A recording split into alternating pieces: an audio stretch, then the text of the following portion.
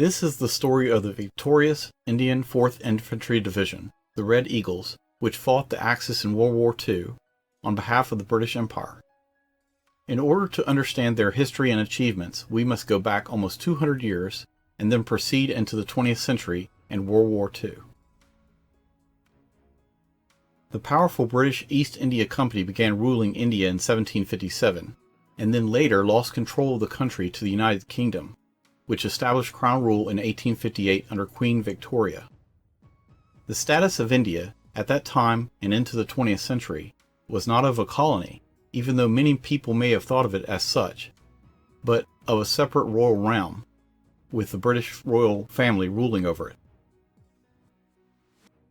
Since the British Empire always had a large and powerful navy and a smaller professional army, in both 20th century world wars, they had to ramp up their own enlistments of volunteers and later draftees to protect the far-flung world empire. They also requested that every country in the empire provide as many troops as they could to fight the Axis powers. British-controlled India was no exception. In 1939, the Indian Armed Forces had less than 200,000 men. Surprisingly, Indian Army commanders were told early on that the Indian Army wouldn't be needed for the upcoming fight against the Axis. However, that quickly changed when Italians threatened British possessions in Africa, such as the Suez Canal, the Red Sea Waterway, and Egypt, which was the British base of operations for much of Africa. To the British, this was serious indeed, and India responded to this call with a massive amount of men and support throughout the whole war. While some Indians were loyal to Great Britain, the majority of Indian volunteers were encouraged by offerings of food, land, money, and sometimes technical or engineering training.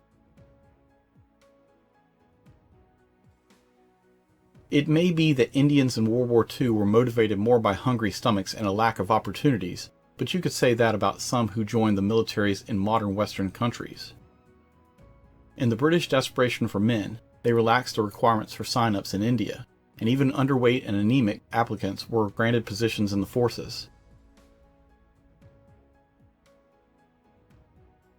A report published by the Indian Council of Medical Research found that, for troops from northwest India, each gained 5 to 10 pounds within 4 months on a basic army ration.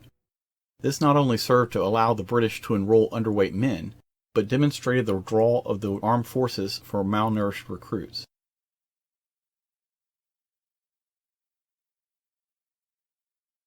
The role of the Indian Army in World War II was remarkable.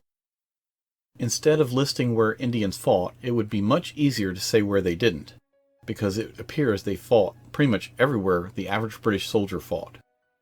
They were in France and Belgium in 1940, they fought the Japanese in Burma, they fought Rommel and the Italians in the deserts of North Africa. The list goes on and on. It appears that about 29 Indian divisions were raised. I say about because some of the divisions were morphed into other divisions.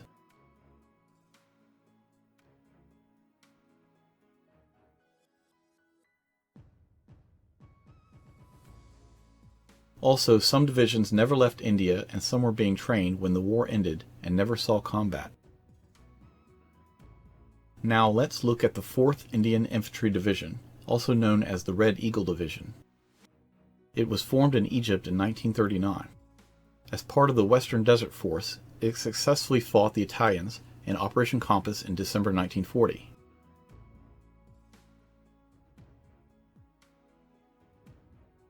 Later, in the same month, the division was rushed to the British Sudan to join with the 5th Indian Infantry Division in order to prevent the numerically superior Italian forces, 10 divisions in all, from threatening Red Sea supply routes to Egypt as well as Egypt itself and the Suez Canal from the south.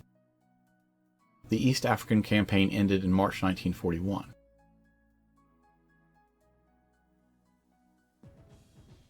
Back in Egypt, the 4th Indian Infantry Division's 5th Brigade was rushed to Syria and participated in the advance on Damascus during the Syria-Lebanon campaign in June 1941.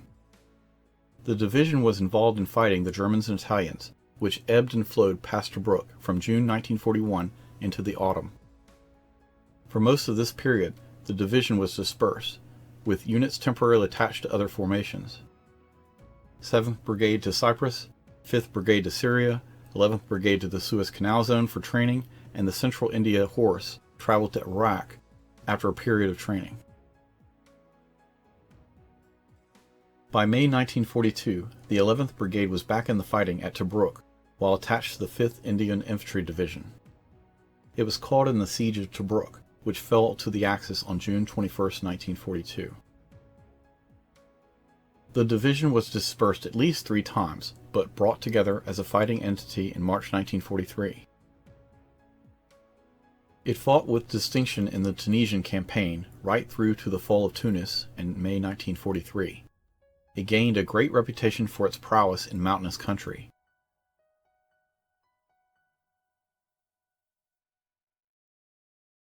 The division had the honor of capturing General Hans-Juergen von Arnim in Tunisia at the end of the war in North Africa. In January 1944, the Red Eagles went to Italy and fought the Germans in the slugfest in and around Monte Cassino, and suffered many casualties.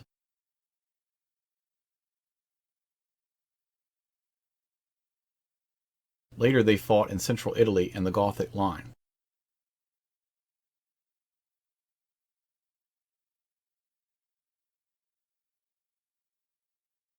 The division captured 150,000 prisoners and suffered 25,000 casualties, more than the strength of an entire division. It won over 1,000 honors and awards, which included 4 Victoria Crosses and 3 George Crosses.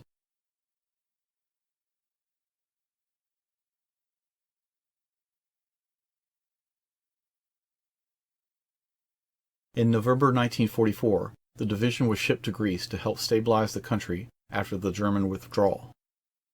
The war being over for some time, on February 2, 1946, the Red Eagles victoriously departed from Greece. The British Indian 4th Infantry Division was in the vanguard of 9 campaigns in the Mediterranean theater.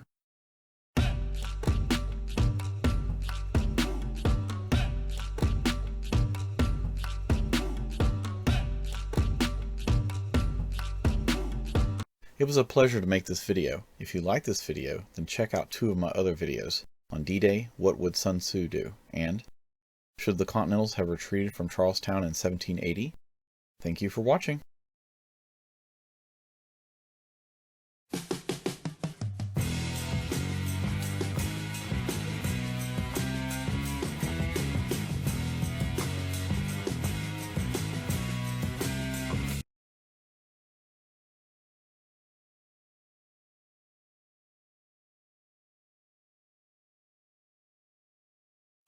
Mira, maravilloso.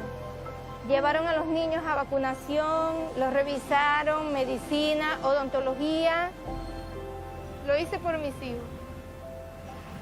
También reciban la bendición que nosotros hemos recibido.